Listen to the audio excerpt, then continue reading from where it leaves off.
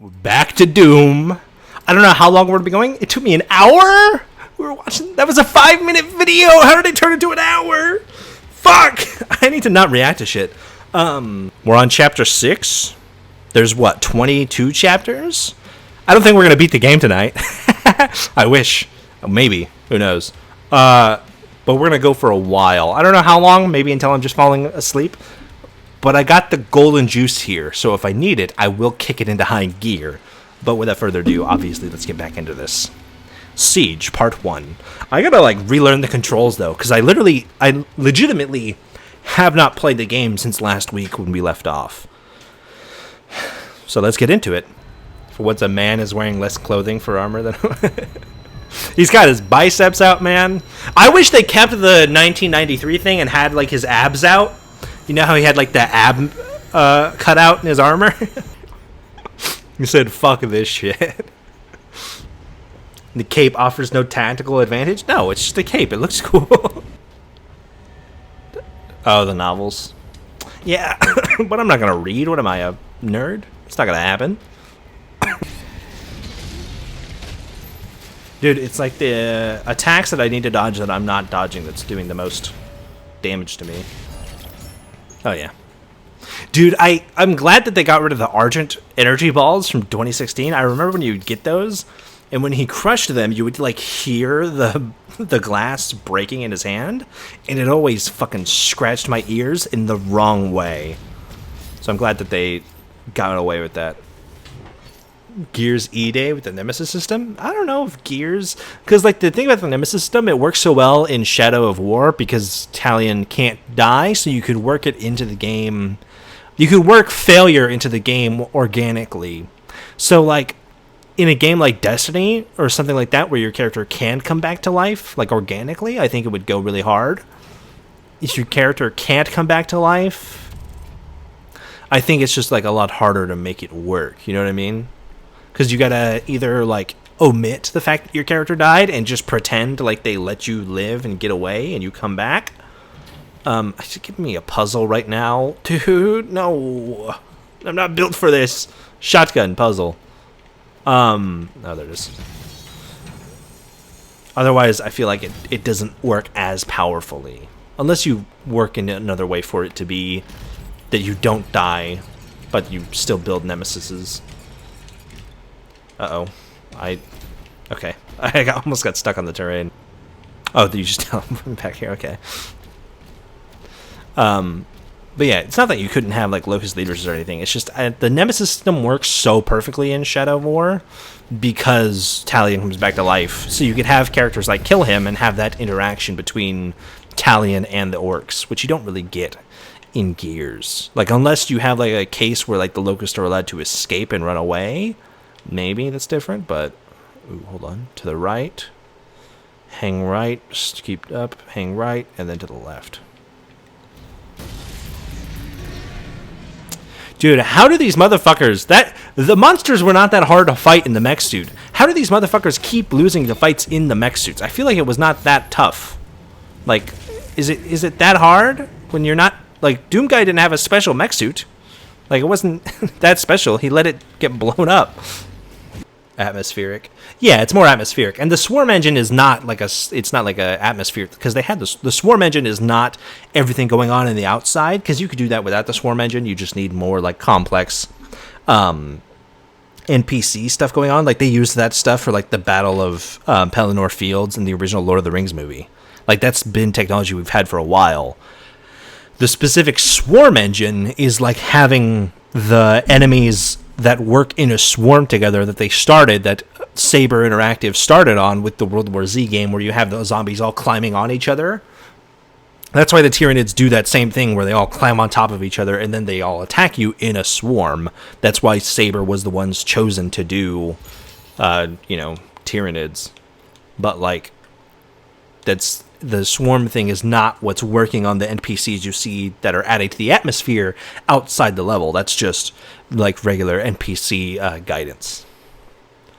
Made the Krill and Gears a lot more menacing. And the Krill are just sort of a particle effect, though. They don't need to be individual Krill. Maybe for Wretches, if you could have a swarm of 50 wretches or something like that. Like those would be, or poppers probably, not poppers, the juvies from the newer Gears games. Like that would be really cool, more so than Krill. Fuck you. Super Shotgun they really did just go back to 2016 with the Super Shotgun. It really has just been like, outside of a few enemies, like the guys with the plasma shields, I have not felt the need to use any other weapon. Because like the shield does everything else that the Super Shotgun doesn't do.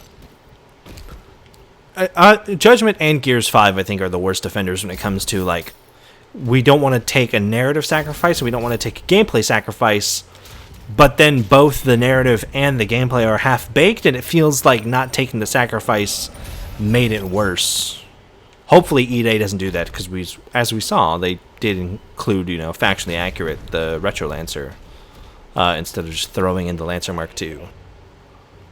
Dude, that is like an Encalagon the Black level dragon right there. That's just fucking it. God, I love the level design so much. The people in charge of like drawing skyboxes and shit in this game, fabulous. I wonder if it's giving me the weapon for what I'm like aiming at, because it doesn't like just swap back and forth like it used to. Yeah, it needs more commitment in different areas. It needs more creativity in different areas. Look at this. This game, like, it doesn't sacrifice the gameplay for the story. It doesn't sacrifice the story for the gameplay. Even when there are inconsistent... I mean, like, it's different with Doom, because Doom doesn't give a shit. But, like, even when there are inconsistencies in the story, they just say, "What? Fuck it," I mean, that works better for Doom's case, because Doom is so insane. Ooh, rocket launcher. But, this way. Alphas! Give me your... Ah, there's demons here! Of course there is. Give me our secrets. Show me the way of the Tate. I need to upgrade my Super Shotgun so I can do better at murdering demons. Sentinel Shrine. Go Captain America Boomerang. It's like, people say it's less fast-paced than Eternal, and I think it's because it doesn't have like the dodges and stuff. I mean, it's still decently fast-paced. And I have a lot of fun with like the balancing the melee and the guns. I think it's a lot of fun. I'm having more fun with this than I had with the other games, because the other games are more strafing and shooting, like weak points and stuff, whereas this game has a lot more focus on parries and things of that manner. I kind of want to go in there. That I've been having a lot of fun with. Normally I hate parry stuff in games, like it pisses me off some of the times, but it kind of feels like it's very charitable. Like, I'm playing on this on Nightmare difficulty, and the parries are still very charitable. It's like God of War Ragnarok, where it's like, the parry windows are not going to absolutely murder you like they would in a game like Dark Souls, or anything like that, or Sekiro. I get just completely fucking blindsided, and then other times, I have no issue with it whatsoever. Why does it just give me so much grief sometimes? I died 3 times in that fight. And then I go through and I complete it in all of like 30 seconds the second time. God. Oh, you're the Cyber Demon leader. Nice.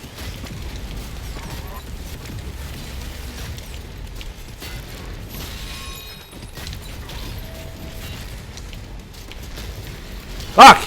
You, dude! Is that a gun? Mech suit gun. Mech suit gun. Is it the same gun or a different gun? Is it a Titanic rocket launcher? Dude. It's like piloting a Warlord mech in Warhammer. It's a shotgun! Super shotgun. Okay.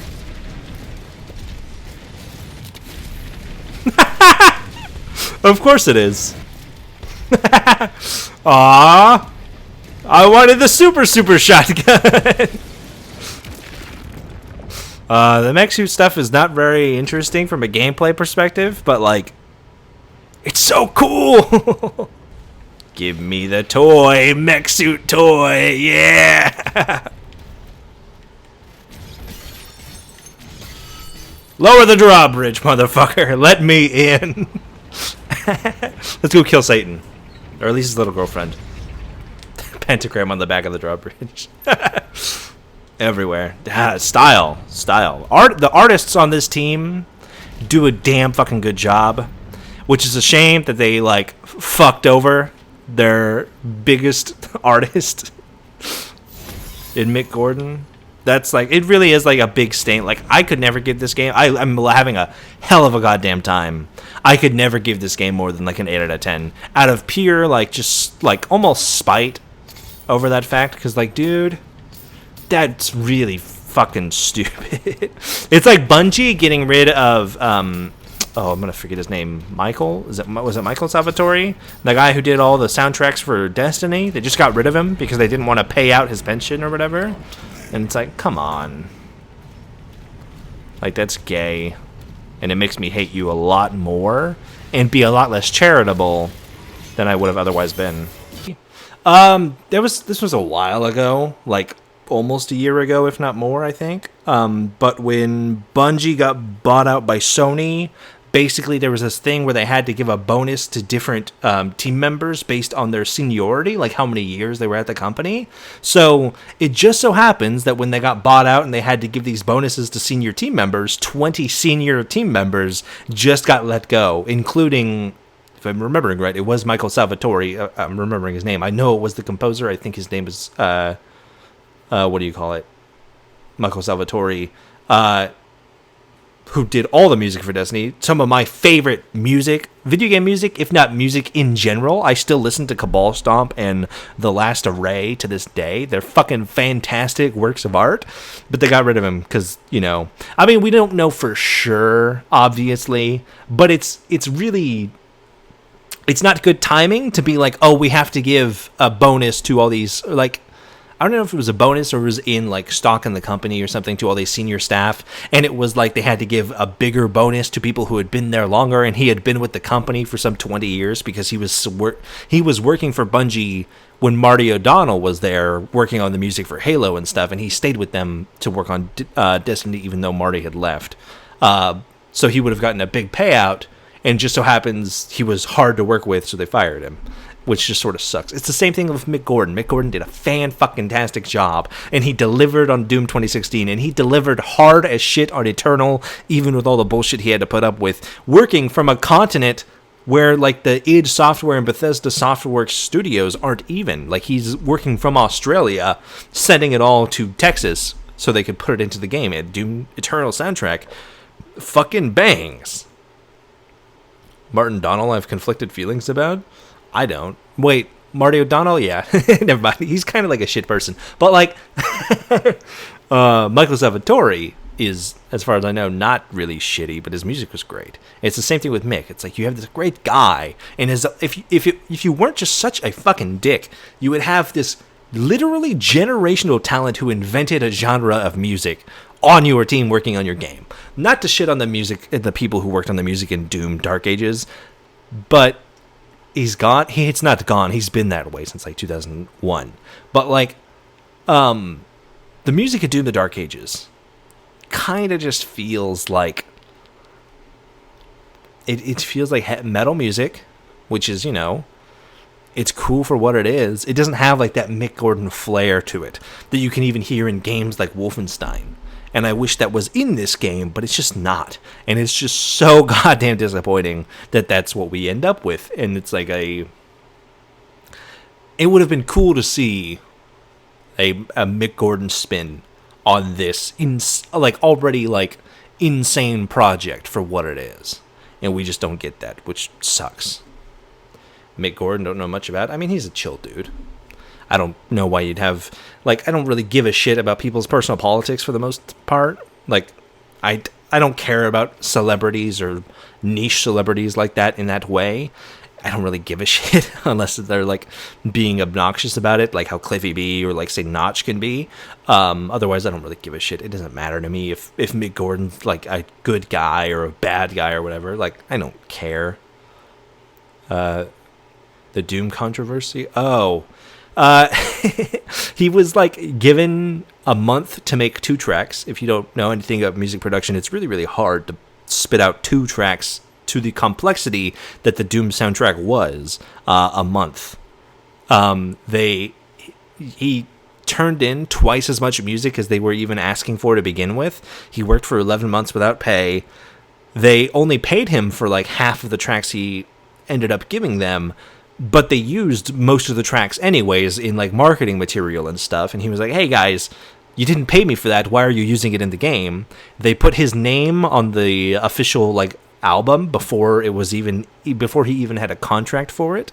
And when it didn't work out, they just went silent on him, and the dude, I'm gonna forget his name, who was like in charge of the music and everything like that at id Software, made a Reddit post blaming it all on Mick Gordon. Random company layoffs that keep happening make me hesitant to work in games industries, much as I love games. I mean, it's AAA studios. It's the big AAA studios like Activision, EA, Bungie, Respawn, even like Xbox studios like 343 or TC, I'm sure.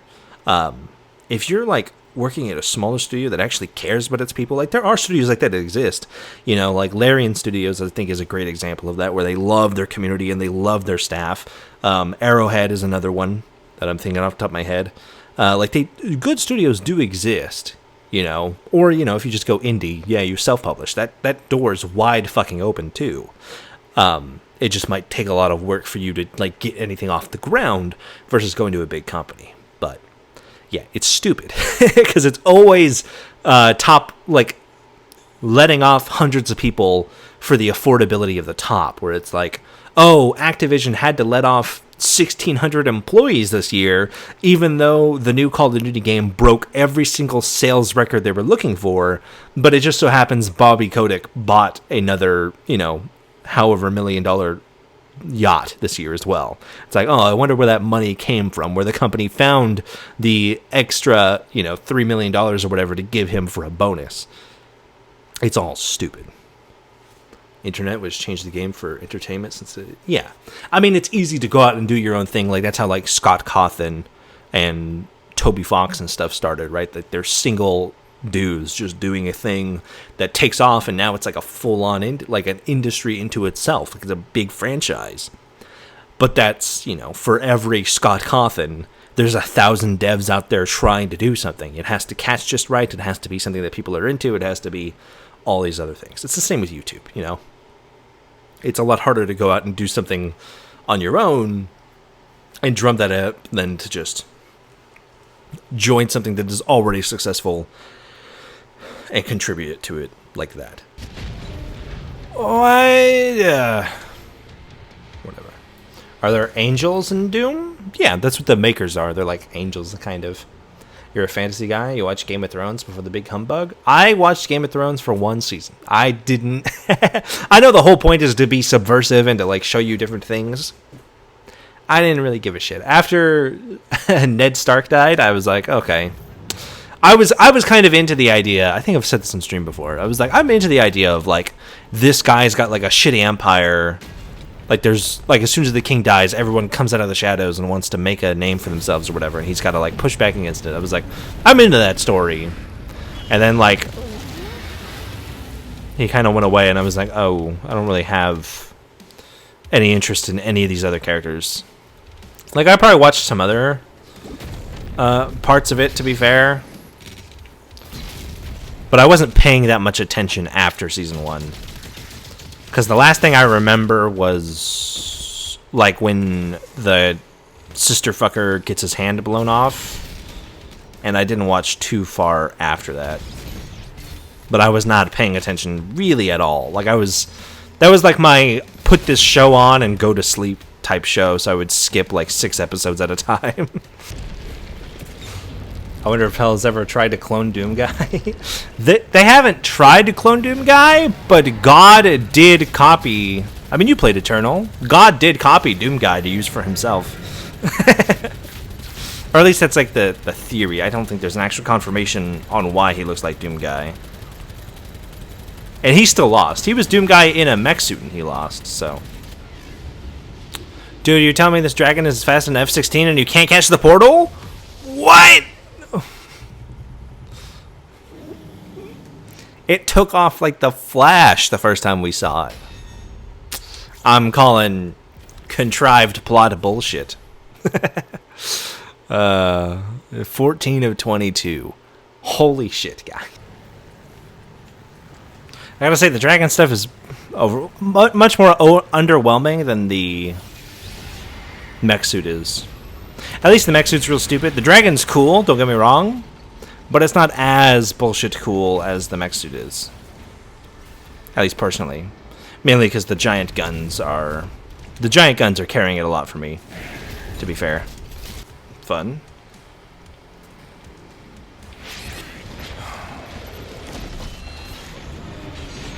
Fuck me. The sci-fi? The skiff of the dragon? No, the dragon. The dragon is at least, like, trying to stimulate my brain. The skiff in Gears 5 is just kind of pointless. Bitch. You have guns to swap to? You can just aim for melee? Yeah, I have. You have just your regular fists and the flail. There is a third melee weapon in the loadout, or in the menu, but I haven't unlocked it yet. A bit of a sword man? It might be a sword. I mean, Eternal had the sword and stuff. And the amount of shady shit GW have done? I don't know what shady shit they've done. I mean, stuff they've done that's not favored by fans, sure, but shady. I'm not familiar with any shady things GW has done. I was like, there's no fucking way I'm doing it for each of those. Trying to copyright the word Space Marine and copyright orcs. I mean, yeah. I mean, it's just like dick moves. It's not really like anything super bad, you know. When I think of like companies doing bad shit, I think about like people at Activision drinking breast milk, you know. Is an arena with the Nephilim boss Edgar Allan Poe. Edgar Allan as a I don't think he would be the boss for a Cthulhu thing. He's just sort of like more emo in general. I feel like it would have to be Lovecraft, right?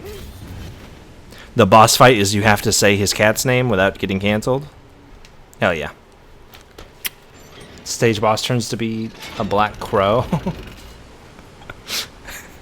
Again, I don't know why it would be a black crow. It's not Edgar Allan Poe, and emo doesn't really have a whole lot to do with Lovecraftian monsters.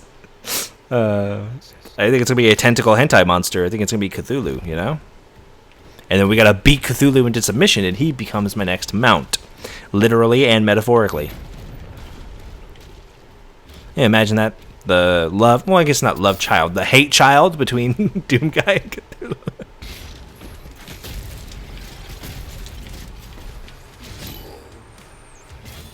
Who else? Oh, you.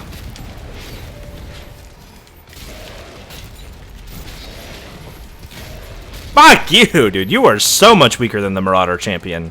Holy shit. Doomia is like, I don't want to have that.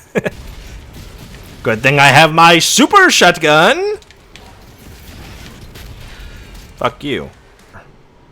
Cthulhu water. It's racist. I can feel it on me. No. I don't know the deep lore on Lovecraft's monsters. Cosmic horror and that kind of thing has never necessarily been my love, except for Tyranids. In the way that, like, Tyranids are cosmic horror. Like, that kind of cosmic horror I like, but, like, the more fourth-dimensional Cthulhu cosmic horror, Lovecraftian horror. Oh! I don't have my super shotgun! The invisible cunts are here! Ah! You see what happens when I don't have my super shotgun? They murdered me so fast! He's just walking. He gives no fucks. You're riding Cthulhu into hell. You know what? Fuck yeah. It's so goddamn cool. Why does it have to be so goddamn cool? Fuck. Fuck, man. Oh. That being said, how goddamn cool it is. That's gonna be it. I look like a sweaty mess. It's fucking hot in here. thank you, everybody who joined me for the stupid monstrosity at the beginning of the stream and for the last 4 hours of Doom. We will be back. Thank you very much for watching. Stay cool, have fun, be awesome. And if not tomorrow night, I will see you all, as always, next Saturday, 9 p.m. CST. Everybody have a wonderful Memorial Day weekend. And voila. Bye-bye.